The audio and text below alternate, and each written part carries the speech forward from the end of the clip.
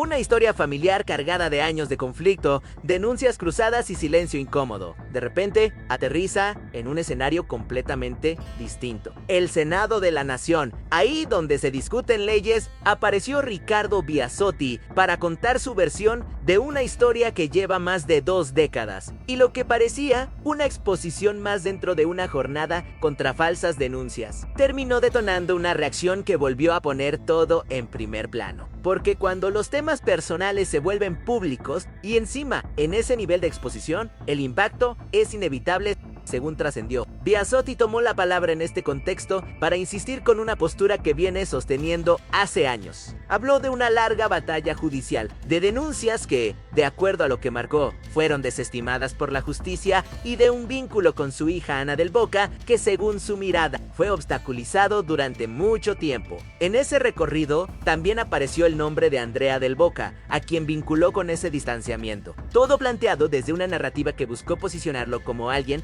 que fue apartado de su rol como padre, en medio de un conflicto que lo excedía, pero la que salió con los tapones de punta destrozándolo fue la propia Ana Chiara, quien no se guardó nada.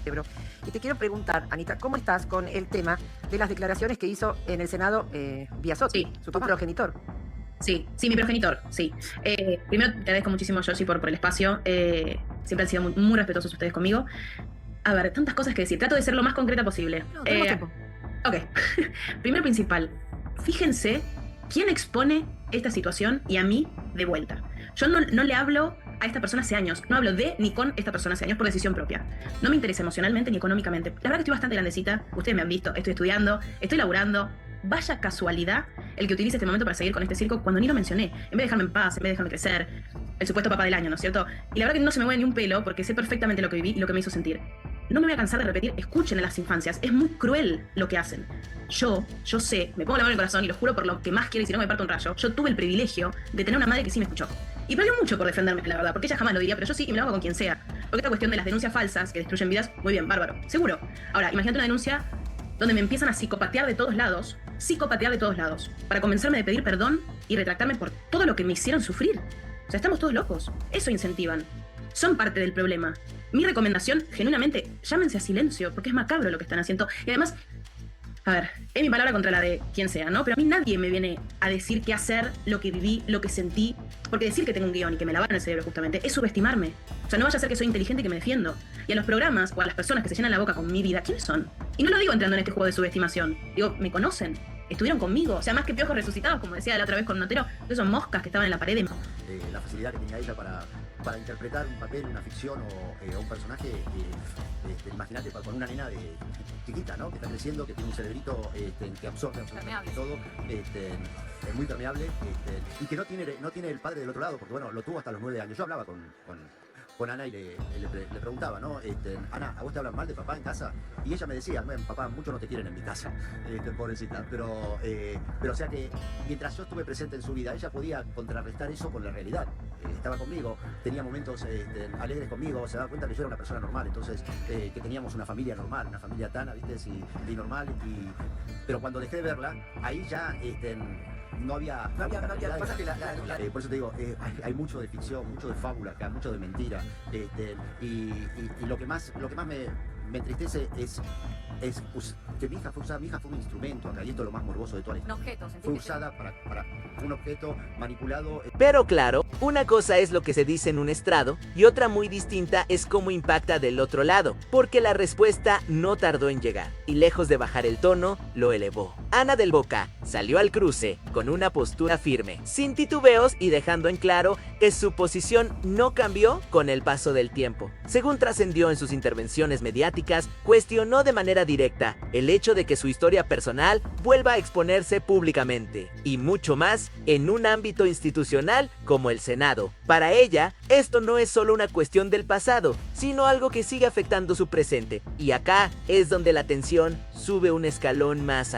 porque Ana no solo marcó distancia, sino que además rechazó de plano una idea que había quedado flotando en el discurso de Biasot, esa versión que sugiere que ella pudo haber sido influenciada o condicionada en su postura. Desde su lugar, dejó claro que sus decisiones son propias, que responden a su experiencia y que no acepta que se ponga en duda su autonomía. Un mensaje que, en los pasillos del espectáculo, cayó como una bomba. Mientras tanto, del lado de Biasotti, la narrativa sigue girando sobre el mismo eje. La idea de que su hija fue, de alguna manera, parte de un conflicto que la superaba. Y en ese punto, también dejó ver cierta carga emocional al referirse al vínculo roto. Según trascendió, incluso habría expresado el deseo de que en algún momento pueda haber un acercamiento. Una expectativa que al menos por ahora parece bastante lejana. Lo que queda en el medio es un choque de versiones que no se tocan.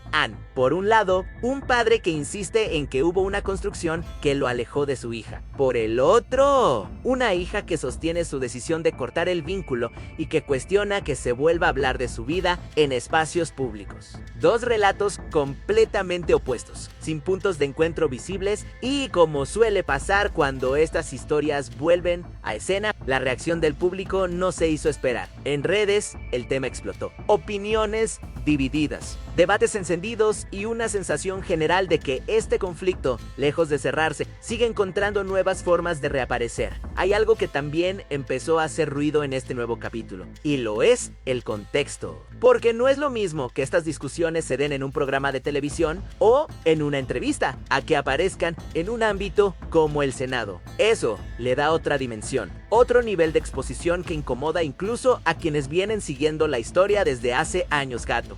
Y en ese punto, la palabra de Ana fue clara. Considera que ese espacio no era el lugar para volver a poner sobre la mesa una historia tan personal. Y ese planteo, más allá de las posturas, abrió otro debate. ¿Hasta dónde se puede llevar un conflicto privado cuando ya pasó por la justicia y sigue generando repercusiones públicas? Mientras tanto, el nombre de Andrea del Boca vuelve a aparecer en el centro de la escena, aunque sin declaraciones recientes en este episodio puntual, pero su figura sigue siendo clave dentro de este entramado, porque es imposible entender el conflicto sin tener en cuenta su rol en toda esta historia en así. El escenario queda armado con todos los ingredientes que suelen convertir estos temas en verdaderas bombas mediáticas. Un pasado cargado, versiones enfrentadas, un ámbito inesperado y protagonistas que no ceden ni un centímetro, y lo más llamativo es que a esta altura nadie parece dispuesto a dar un paso atrás. Entonces, la pregunta vuelve a instalarse, casi inevitable. ¿Esto es un intento